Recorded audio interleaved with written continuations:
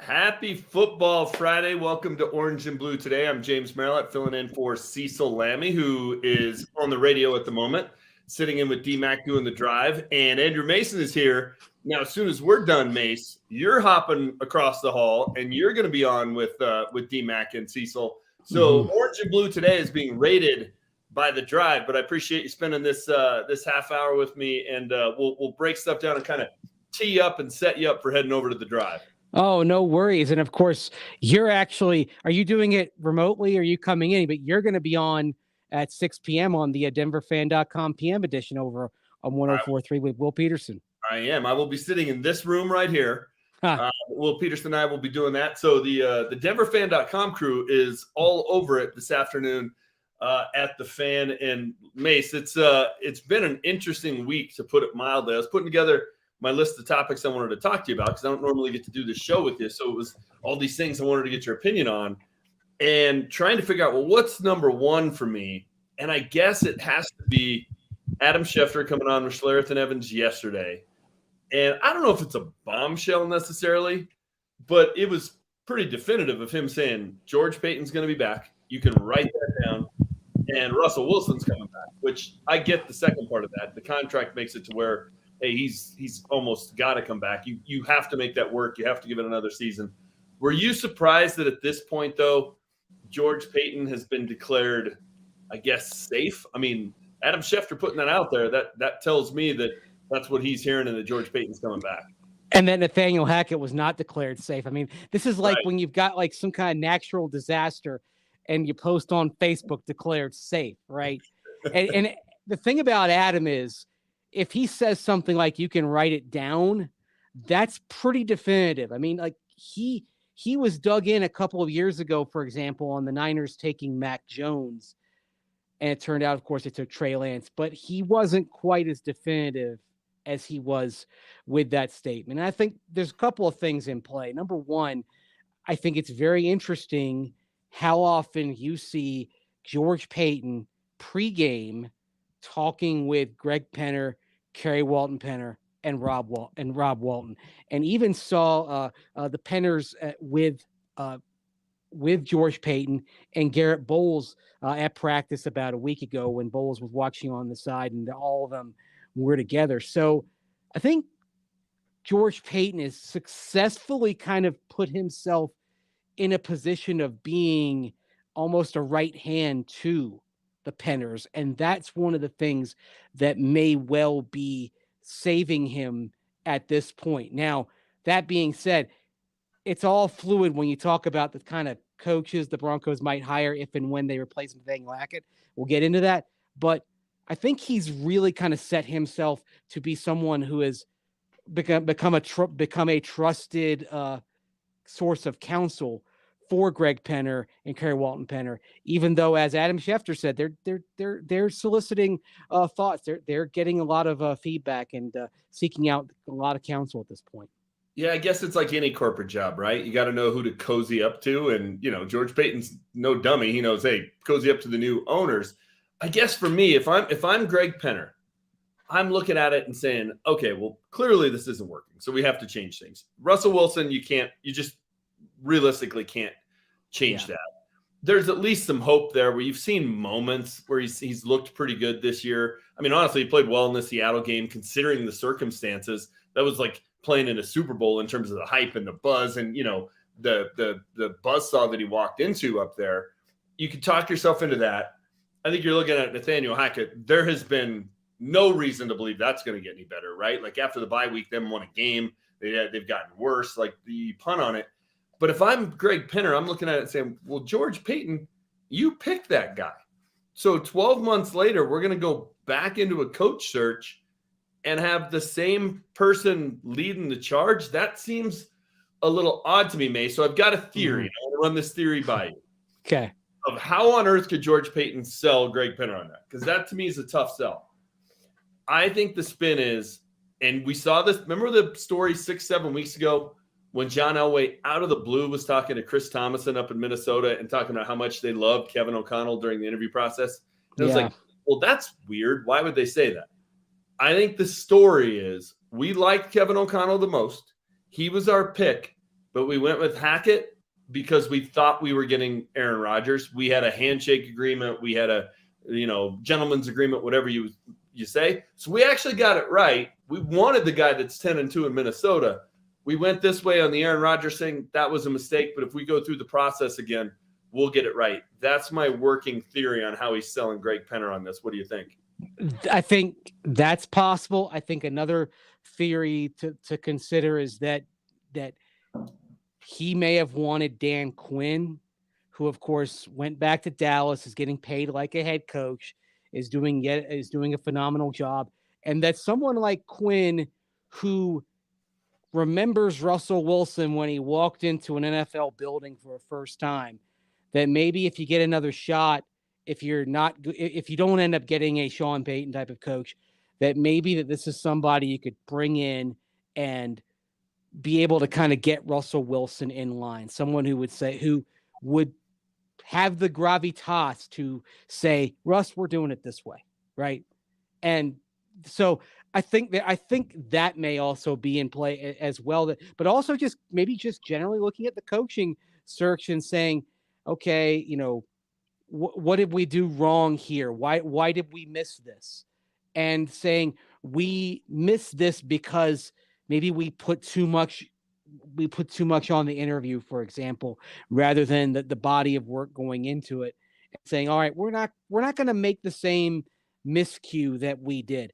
I will say this though, and I agree with Mike Kliss on this. I know he brought this up with Stoke and Zach on Thursday. There is a path for Nathaniel Hackett to keep his job. It's a very narrow path. It's a very unlikely path, but there is a path, and it probably does revolve around 4-1, and at least one win is against the Chiefs, preferably sweeping the Chiefs. Very unlikely, but that's what he would have to do, I think, to save his job. It's a Hail Mary at this point. Yeah, and I don't even know that it's 4-1. I think 4-1 gets him to 7-10.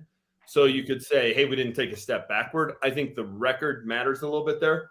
Mm-hmm. But I think if they go 3-2 in the final 5 and you beat the Chiefs once, right? So the most likely opportunity is this week, not January 1st at Arrowhead, especially now that the Chiefs lost last week and they're going to be in a dogfight for the number 1 seed. You would think all the way till the end. But Arizona's a very winnable game here. Mm-hmm. The Rams on Christmas Day. Yeah, last night was a fun story. It knocked me out of my survivor pool in week 14, but it was still a fun story. But the Rams are terrible. Those are 2 winnable games. Chargers last game of the year, who knows, right? Depends on what LA is playing for. Brandon Staley may be a dead man walking at that point. 3-2 is doable, but if you do 3-2, one of the 3 has to be against the Chiefs. I think if you lose both games to the Chiefs and you go 3-2, and you're 6-11, it's a step backward. But if you're 6-11 and you ended the streak, you can talk about progress. You can talk about newness. You can talk about the weird schedule. You can talk about injuries. I think they're all a bunch of BS, Mace. But I do think Greg Penner can go in and try to sell, George Paton can go into Greg Penner and try to sell him that story if he wants to keep Nathaniel Hackett. Yeah, there would be changes to the coaching staff and perhaps changes structurally, offensively, no doubt. But that is possible. And now the Rams game is interesting. You mentioned that obviously it was a great story last night, but you step back from that and you really kind of think about that in light of what we've seen with the Broncos. And here you have a Rams team that is basically as injured as this Broncos team. They don't have Stafford. They don't have Cooper Kupp. They don't have Aaron Donald. Literally in the case of Cooper Kupp and Aaron Donald, you're talking about maybe 2 of the 5 best players in football right now who aren't available to the Rams, and Kupp's been out for quite some time. So you have a team that is basically at least as injured as the Broncos. They have a quarterback who has 20 walkthrough snaps to get ready, and that's it. And they win.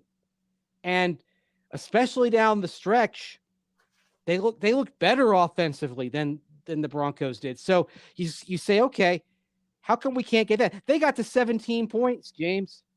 That's something the Broncos haven't done in 10 of 12 contests so far. Yeah. So that nexus of between that and then the nexus of getting the Rams on Christmas Day, that too may be a more illuminating moment than we're thinking about right now. Yeah, but if you can't beat that team as beat up as they are, if you can't beat Arizona here, which they're a mess. I mean, talk about a very similar situation, right? A head coach is supposed to be an offensive guru, a quarterback that you gave a huge contract to, and year one, you're already regretting it. Yeah. If you can't win those two games, I don't think there's any chance. Either way, though, Mace, I mean, you know how it goes, right? Like when we all go out there for training camp late July, if it's the same GM, the same head coach, the same quarterback, how do you spin that? Like, who would the offensive coordinator have to be that they bring in to make that a something that Broncos country will buy into? Like, short of it being Mike Shanahan, like who on earth could they bring in and people go, yep, this year's going to be different? I think we would all just be sitting there like, yeah, you know what? I'll check in with me in October and I'll see if I'm buying this. I mean, Brian Schottenheimer might be a very functional coordinator and could work well with Russell Wilson, but unfortunately, he's not a name that moves the needle in that position. He may move it the wrong way. He's a Schottenheimer. We know how that name is around here. Yeah, and another name, although he's got a coordinator title, it's a pass game coordinator title, and that'd be Darrell Bevell, who's doing wonders along with Mike McDaniel with Tua Tagovailoa down in Miami. I mean, who wouldn't want a piece of that? And somebody who has called plays and has even been an interim head coach before. So if things did kind of go sideways early, you could hand him the reins if you're in this universe where Nathaniel Hackett is back, but with some different faces on the offensive side. But that being said, if you're Darrell Bevell, why would you necessarily do that when your best path to becoming a head coach might be sticking there as Mike McDaniel's right-hand person down in Miami? Right. You're working with Tua, and you've got Tyreek Hill and Jalen Waddle as weapons on the outside. I mean, they're light years better at that spot than the Broncos. You mentioned it earlier, and I know we're getting ahead of ourselves, and I'm sure over the next 4 or 5 weeks and probably right at the end of the season, we'll be putting together the list of, all right, who's going to be a candidate for this job, because it is a Hail Mary. Is there a path for Nathaniel Hackett to keep it? Sure, but I think it's highly unlikely. Do you think it'll be a lot of the same candidates, right? Because some of them didn't get jobs. Aaron Glenn didn't get a head coaching job. Jonathan Gannon, Dan Quinn. I mean, most of the guys they interviewed didn't. Brian Callahan in Cincinnati. So you think it'll be a lot of those same people? You think it's a completely different list? Are they going more established veteran guys where, you know, you got to bring them in here and that's what's going to change the culture? How do you think the search would go, just as we're kind of looking at it from, you know, maybe a month out? You may see some of the same candidates, but I think if they do go into a coaching search, there's going to be a much heavier emphasis on experience. And yes, if they do make a move, yes, I expect they will make a run at Sean Payton. I think that's pretty obvious here. But then I think you'll see a Dan Quinn. I think Leslie Frazier, who did work in Minnesota with George Payton as defensive coordinator and then head coach. They got to the playoffs once with him, with Adrian Peterson having his career year. But Christian Ponder is the quarterback. I mean, that's not a small feat. I mean, we saw Christian Ponder around here as a third teamer toward the end, and Frazier had a team with Ponder at QB in the playoffs. So I think you're going to be looking at coaches like that. So there may be like a Jonathan Gannon again on the list. Maybe you see a Brian Callahan who was around here, who was around here as an assistant. But I think by and large, we're going to see a group that probably is more predicated on experience. And I think another thing that may come into play, James, in terms of revisiting what happened, you know, how they came to the decision and trying to kind of get their arms around best practices is this. I think you'll see more emphasis placed on the body of work and the resume rather than the interview. I mean, let's just face it. The Broncos have not really had good luck when they've gone for a coaching candidate and the interview was kind of the biggest thing. Josh McDaniels didn't work out. He had a phenomenal interview here. Nathaniel Hackett had a phenomenal interview. Vic Fangio, he interviewed well, and in particular spoke of the kinds of things regarding kind of death by inches that really resonated with John Elway when he was looking at kind of where things had gone wrong the previous season. So I think a key for the Broncos is don't get kind of sucked in by the moment, evaluate the body of work. Shoot, I would bring, to emphasizing experience, I would bring Mike Munchak in as part of the interview process and bring him in. He's right here in town. It wouldn't be hard to get him over the facility, and he's been a head coach before. That wouldn't really excite Broncos country as a hire, but it's the kind of he fits that experience template that I think is going to be where the Broncos eventually end up going, whether it's a home run like Sean Payton or somebody in the Leslie Frazier, Dan Quinn type of mold. Yeah, I don't know. No matter what happens, right? If Nathaniel Hackett completes the Hail Mary, or if it becomes time to start interviewing new head coach candidates, Mike Munchak would be somebody I would want back in the building, because this offense is taking a big step back with Butch Berry. I just feel, and Mace, maybe I'm the CU guy that's caught up in what's going on in Boulder. So let me preface it with that. But given how VJ worked out, nobody was looking at him at that point. Mm-hmm. Fangio, he got picked. They chose Jim Tom Zula over him in San Francisco. And I know the Jaguars were supposedly looking at Hackett, but that was about it. I just feel like kind of that up-and-coming guy that we're going to be smarter than everybody else and get somebody earlier than the other teams recognize it. I don't know the Broncos country is going to buy that. I feel like this has to be a splash hire. Yeah. Right?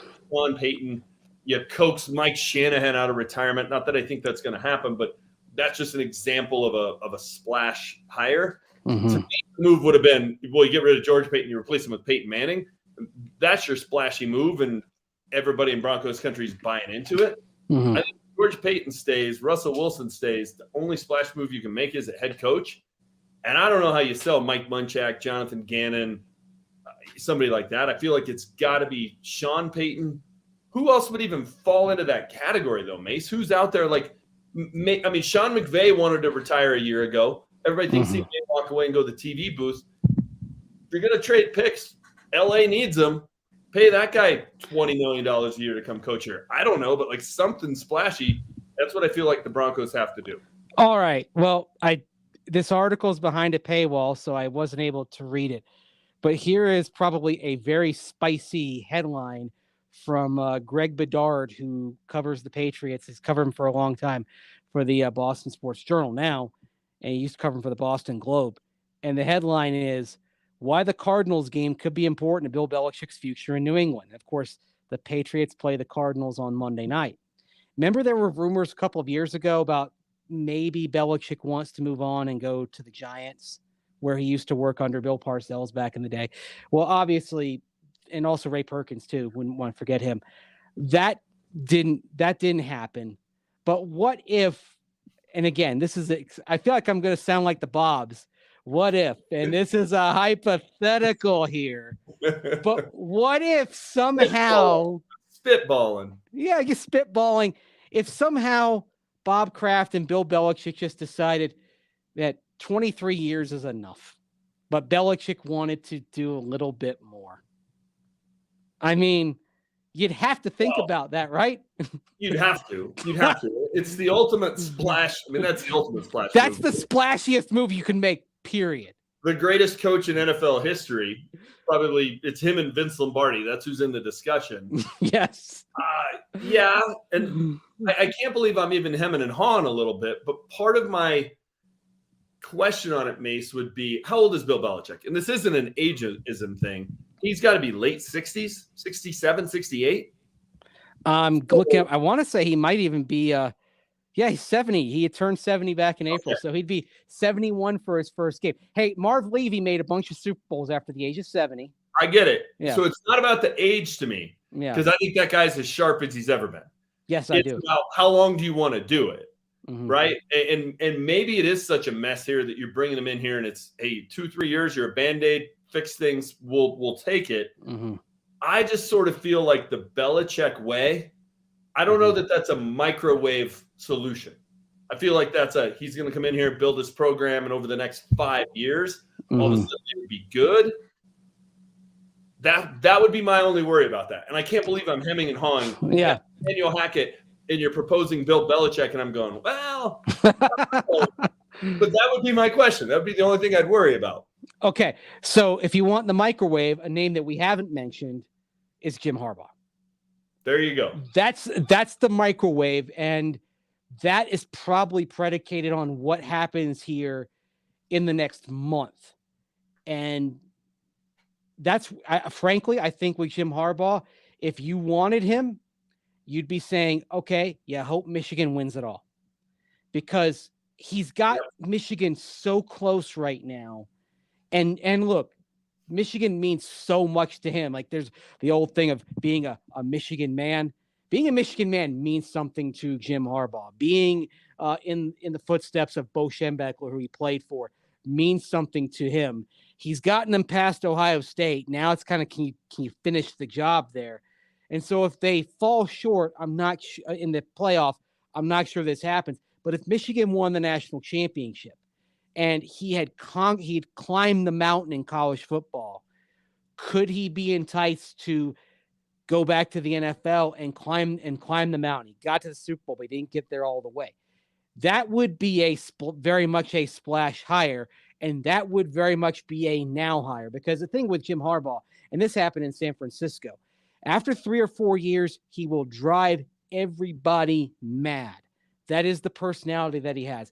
But man, for those first 2-3 years, he would get results. Now, Big Hurt points out, and it's a good question, why would he leave? What Michigan with their success? Well, yeah, he's got Michigan in a great spot. There's no doubt.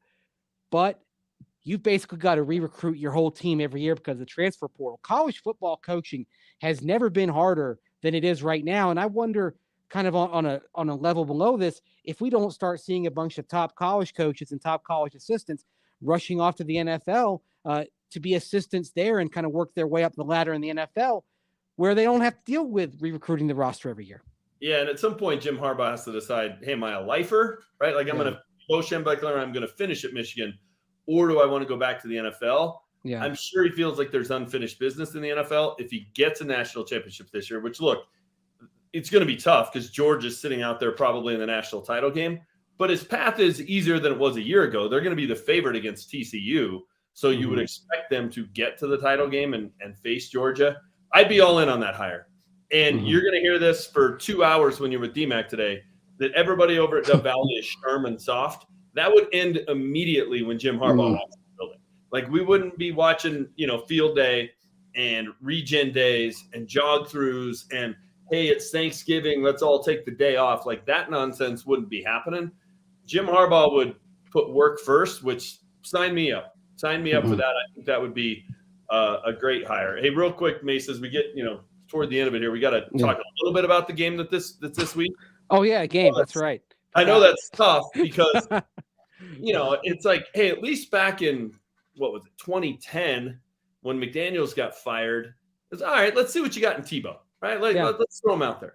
And 3 years ago, it was let's see what this rookie can do. And Drew Lock goes 4-1 when they started 3-8. There isn't that out there this year, right? There's no.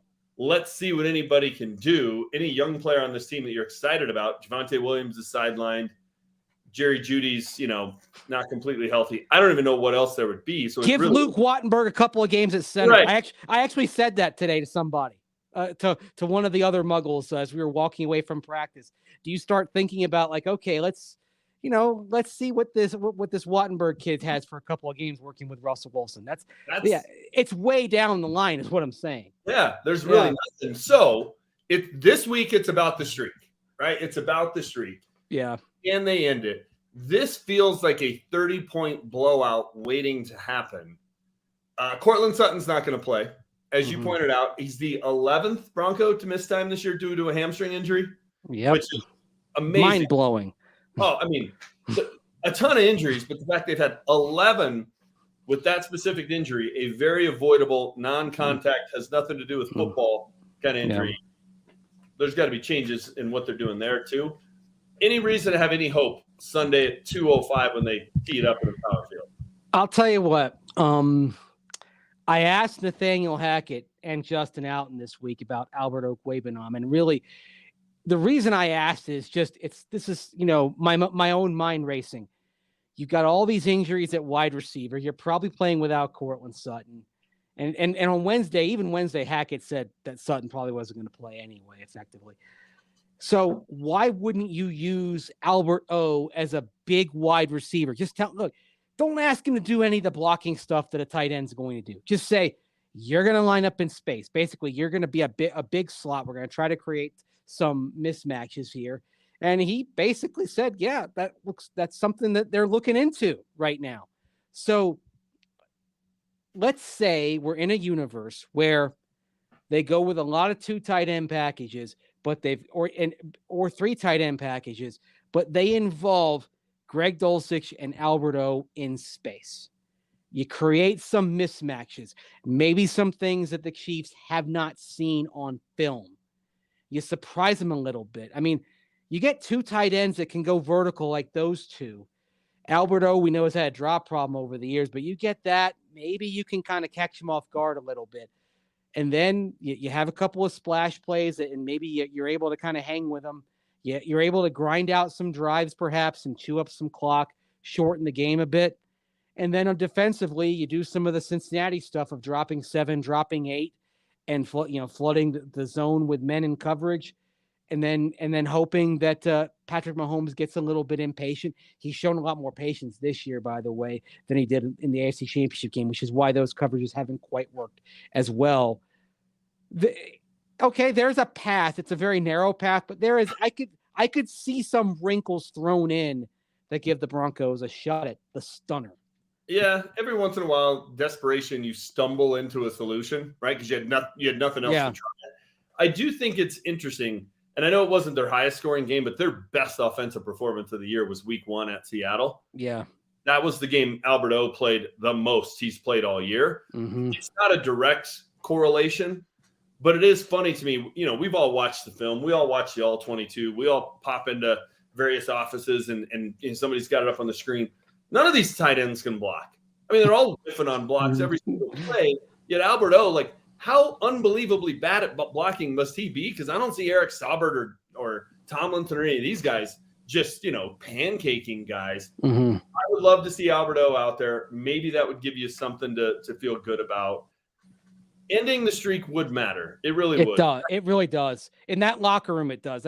It's for all the big deal we made about kind of the milquetoast response from Nathaniel Hackett to kind of preview what I'm going to have up tonight on DenverFan.com. I talked to a few guys this week. Talked to Jonathan Cooper today in the locker room. Yeah, that's good. Yeah. Because the coach doesn't get it. Yeah, right? The players get it. Even the younger guys that haven't been around for many losses, they get it. They know what kind of toll Kansas City has taken on this organization, and it means a heck of a lot to them if they could be the team to stop the streak. Especially all the goals of this season are gone except getting one on Kansas City. That is the one thing that is left for them. I do worry if they don't manage to beat the Chiefs, what is left for them basically. This is it.